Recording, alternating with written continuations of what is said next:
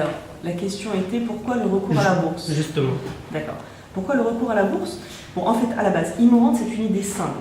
C'est proposer au grand public, aux épargnants, un rendement locatif, un produit qui est lié à l'immobilier locatif. Donc on prend des loyers tranquillement et sans tracas. Donc ça, c'est la base de l'idée. Maintenant, on a recours forcément à l'introduction en bourse pour permettre aux épargnants d'accéder à ce produit-là, d'accord? Parce que l'épargnant a besoin de pouvoir accéder facilement à ce produit-là, a besoin de construire son épargne, a besoin de rendre liquide son investissement. Donc avec une taille avec un ticket librement défini, avec une taille de souscription librement définie, le petit porteur peut avoir accès à cette classe d'actifs. D'accord. Donc l'action étant mise en bourse à 100 dirhams, donc à partir de 100 dirhams, n'importe quel épargnant peut avoir accès à cet immobilier locatif, à ces loyers. Donc ça, c'est le principe pour le grand public. C'était de construire un produit facile, de construire un produit où on peut y accéder, chacun peut y accéder avec son ticket, avec ses moyens. Vous voyez? Voilà, avec un loyer tranquille, en ne gérant rien, bien entendu. Donc maintenant, en fait, Immorente, c'est né. Immorente, c'est une société d'investissement qui a pour objectif d'acquérir des biens immobiliers professionnels à usage locatif, d'en percevoir les loyers. Une fois qu'on a payé les charges, tous ces loyers, les diminutions faites des charges d'exploitation des actifs sont reversées aux actionnaires. Ces actionnaires ont accès à un rendement qui se situe entre 6 et 7,5% que nous avons déjà fait, que nous avons déjà éprouvé sur le passé, nous l'avons servi régulièrement ce rendement. Et donc, à partir de là, on peut offrir ce rendement à tous. Donc on investit dans des usines, dans des bureaux, dans des commerces que nous louons à de grandes entreprises nationales et internationales. D'accord. Donc ces actifs sont de qualité, sont de grande qualité, bien placés, loués à de belles entreprises. Et puis partant de là, on donne accès à n'importe quel épargnant, à tous les épargnants, à un petit morceau de ces loyers. D'accord. Justement, l'immobilier professionnel locatif, est-ce qu'il a du potentiel sur le marché marocain? Parce que la culture qui est justement répandue au sein des entreprises, l'entreprise généralement préfère être propriétaire de son actif immobilier. Je comprends. Alors, comment dire? Justement, de plus en plus, nous aujourd'hui, de plus en plus ce qu'on constate, c'est que les entreprises ont un métier. Leur métier, ce n'est pas l'immobilier. Leur métier, c'est l'industrie. Par exemple, c'est l'industrie, c'est le commerce, c'est la production, c'est les ressources humaines. Elles ont besoin de mettre leurs ressources financières dans leur cœur de métier. Si elles immobilisent leurs ressources financières dans l'immobilier, eh bien forcément, elles se développent moins. Donc, en réalité, c'est absolument l'inverse qui se passe. Aujourd'hui, on a des entreprises qui ont besoin de libérer ces ressources-là, de libérer ces ressources pour se développer dans le métier dans leur propre métier, dans le métier qu'elles exercent, et donc de ne pas immobiliser leur argent dans l'immobilier, donc de laisser d'autres professionnels mettre l'argent dans l'immobilier, investir et leur louer. Voyez. Donc maintenant, en fait, le secteur est extrêmement porteur aujourd'hui, puisqu'on constate aussi donc là, on a une demande, d'accord? On a une vraie demande des entreprises qui disent, bon, s'il vous plaît, nous avons besoin d'actifs de classe A. Ce qu'on appelle de classe A, c'est de très bonne qualité, d'accord? Et on constate que justement, en face de cette demande, aujourd'hui, on a une offre. On a une offre qui est quelquefois un peu rare, mais elle existe. Par exemple, si on regarde la classe d'actifs bureaux, on voit émerger des pôles emblématiques de développement. Aux meilleurs standards internationaux, vous avez aujourd'hui la Marina de Casablanca, vous avez le CFC, vous avez Rebat Center. Donc, ces bureaux de classe A, au-delà d'offrir des belles normes de construction, ils offrent également des écosystèmes autour, avec des parcs de restauration, avec... voilà, il y a des choses, il y a des services autour de ces bureaux qui font que les entreprises s'y sentent bien parce que leurs salariés s'y sentent bien. Ouais. Au-delà des normes de construction qui sont excellentes, etc.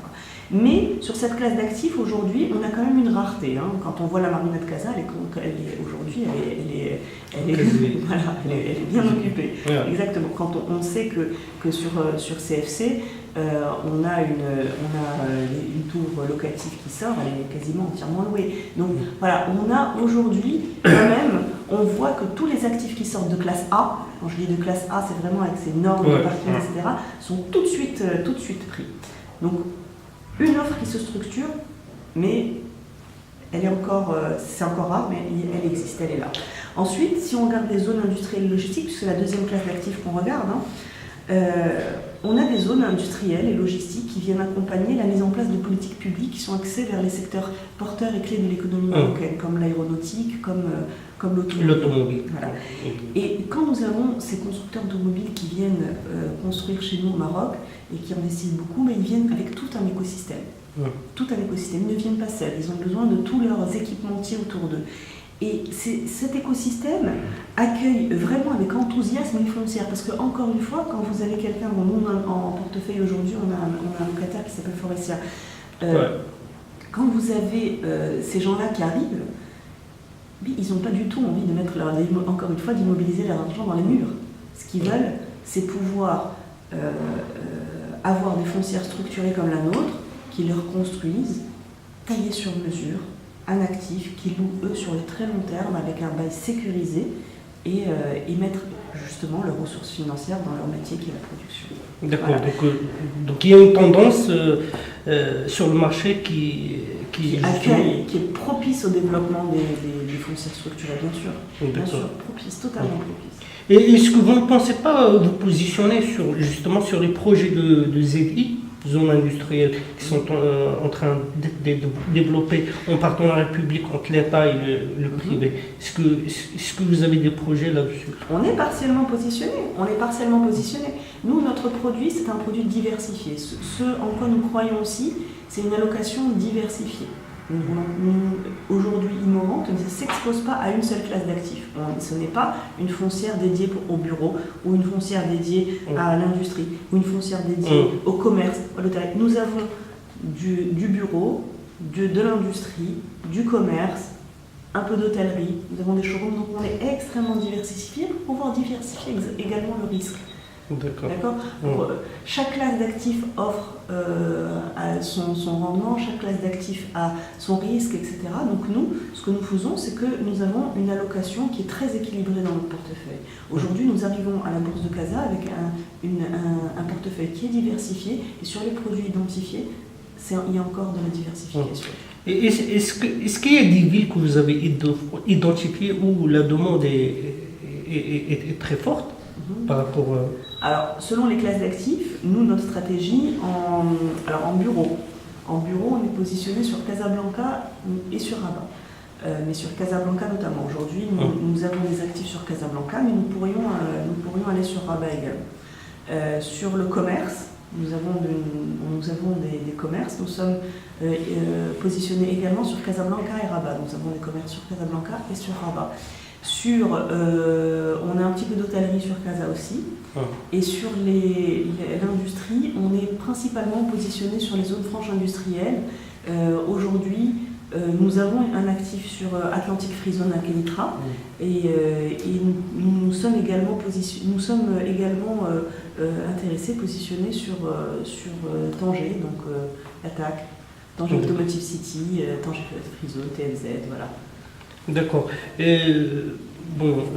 Dernièrement, le Conseil du gouvernement il a adopté deux nouveaux décrets d'application de la loi sur les OPCI. Alors, le dispositif juridique concernant les OPCI, il est en train d'être complété.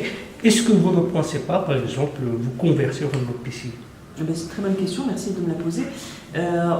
Aujourd'hui, nous suivons avec attention cette loi, d'accord? C'est une loi qui a été votée en septembre 2016 et dont nous attendons encore les décrets d'application, enfin une partie, mais il y a une partie qui est sortie, décrets d'application, les circulaires qui doivent la régir, le plan comptable, le cadre comptable, et également quelques aménagements fiscaux. Il y en a, les lois de finances précédentes ont proposé quelques aménagements, nous en attendons encore quelques-uns.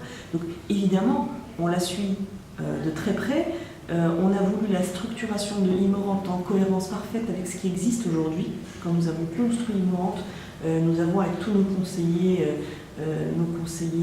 qu'ils soient juridiques, fiscaux, comptables, etc., tout construit de manière à ce que nous ne fassions rien qui soit en incohérence avec ce qui existe déjà. Tout est en cohérence avec ce qui existe. Donc évidemment que dès que l'opportunité pourra se présenter, dès que l'opportunité sera disponible, on présentera à nos actionnaires l'opportunité de transformer le PCI, bien sûr. Bien sûr. Justement, en regardant la note d'information concernant votre introduction en bourse, on constate que sur les 4 dernières années, vous n'avez pas pu dégager une profitabilité, si je ne me trompe pas. Et vous vous présentez à la bourse de Casablanca. Est-ce que vous ne craignez pas, par exemple, comment dirais-je, est-ce que vous pensez qu'avec ce bilan, vous allez séduire les investisseurs en bourse? Alors, très bonne question également.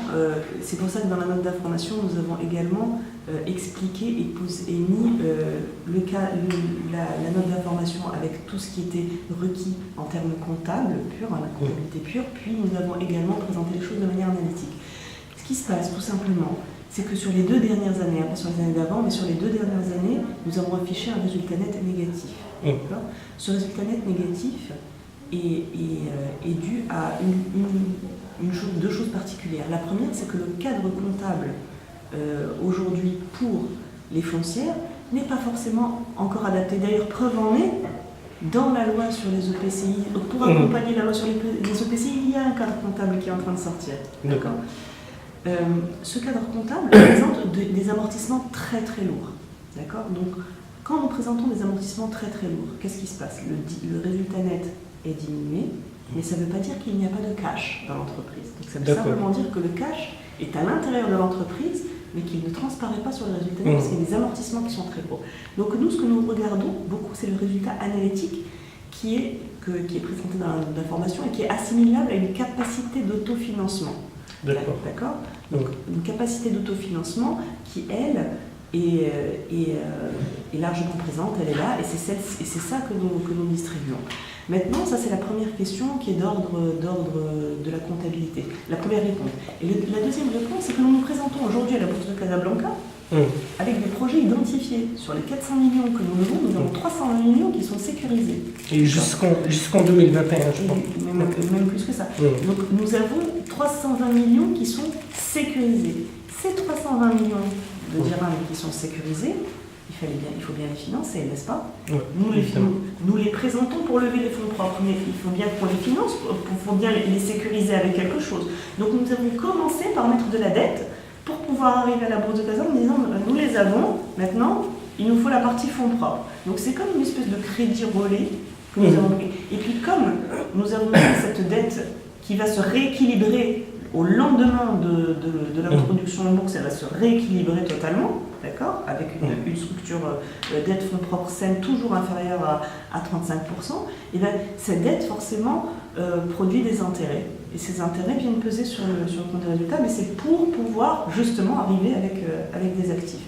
Maintenant, il n'empêche que le cash est disponible pour la distribution de ce rendement. Et la preuve en est, nous l'avons fait sur les 3 dernières années, supérieur à 6%. D'accord. Et quel est comment vous envisagez l'évolution du cours de l'action en bourse sur la première, dans une première année de cotation? Alors, excusez-moi, je comprends. Alors, sur l'évolution du cours. J'aime beaucoup cette question. Vraiment. Pourquoi j'aime beaucoup cette question? Parce que ce que nous proposons aujourd'hui, c'est un produit de rendement. D'accord? C'est un produit de rendement. Nous ne voulons pas avoir un cours, nous n'anticipons pas, nous ne voulons pas avoir un cours qui est volatile, qui augmente, qui baisse, qui augmente, qui baisse, qui baisse. C'est pas du tout le sujet. Nous avons un produit qui n'est pas spéculatif, et ça se transcrira normalement en toute logique sur le cours. D'accord ? Le cours en bourse, c'est le rendement que nous devons regarder.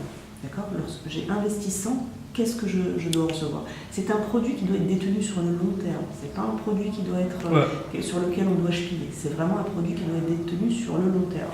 D'accord ? Donc, vous m'avez posé la question, qu'est-ce qui devrait se passer sur le premier mois ? Oui. C'est ça, sur le premier mois, j'espère pas grand-chose. J'espère. Ce que nous espérons, c'est qu'il n'y ait pas de volatilité.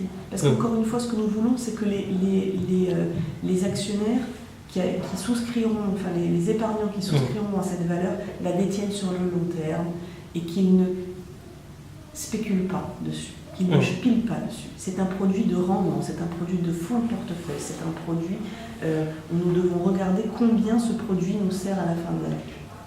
D'accord. C'est vraiment ça le principe même de ce produit. C'est un produit de gestion d'épargne, de gestion de retraite, de gestion de fonds de portefeuille, de la vie de mon père de famille. Voilà, c'est ça. D'accord. Et lors de la conférence de presse que vous avez tenue dernièrement à la Bourse de Casablanca, vous avez dit que vous allez lever donc 400 millions de dirhams sur le marché boursier et vous programmez également quelques 800 millions de dirhams d'augmentation de capital. En fait, vous prévoyez des investissements jusqu'en 2021. Une partie de cet investissement sera financée via la bourse et je pense qu'il y a...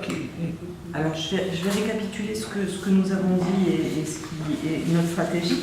Nous avons...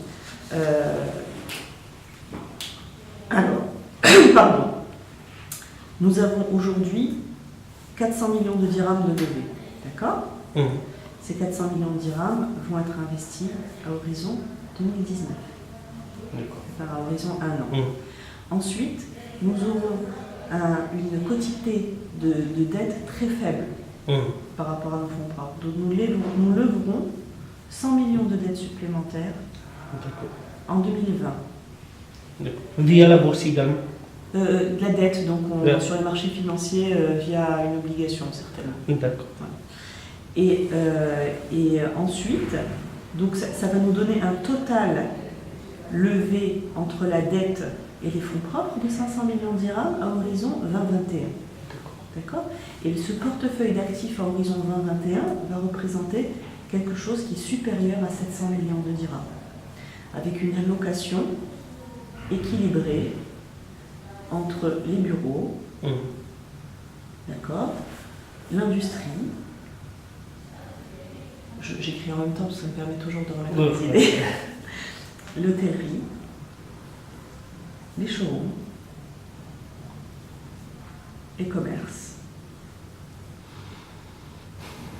et cet actif-là qui devra ensuite être réparti là-dedans. Donc dans les bureaux, nous aurons à peu près 14%, dans l'industrie, nous aurons environ 21%, l'hôtellerie, nous aurons environ 6%, environ 19% pour le commerce, pour les showrooms, environ peut-être 5-6% peut-être une dizaine de pourcents pour les commerces. Voilà un petit peu comment la tête qu'on aura en 2020. Donc on aura bien, en fait, je pense que ce que vous allez garder comme chiffre en tête, c'est la taille de notre portefeuille. La taille de notre portefeuille va représenter environ 700 millions de dirhams à horizon 2021. Et nous comptons également, atteindre 1 milliard d'actifs sous gestion à moyen terme en faisant appel au marché financier de nouveau dans les 3 à 5 prochaines années. Quand on va terminer ça, ce que je viens de vous dire, on refera appel certainement à la bourse de Casa pour relever des fonds propres encore supplémentaires. Concernant votre déploiement géographique, il y a toute la partie du sud marocain où de grands chantiers ont été lancés par le souverain très dernièrement. Est-ce que justement avec l'écosystème OCP à Post-Bokra et toute l'industrie justement agroalimentaire avec la pêche maritime qui se développera à Dakhla notamment, est-ce que vous ne pensez pas vous positionner Ce sont, bien entendu, ce sont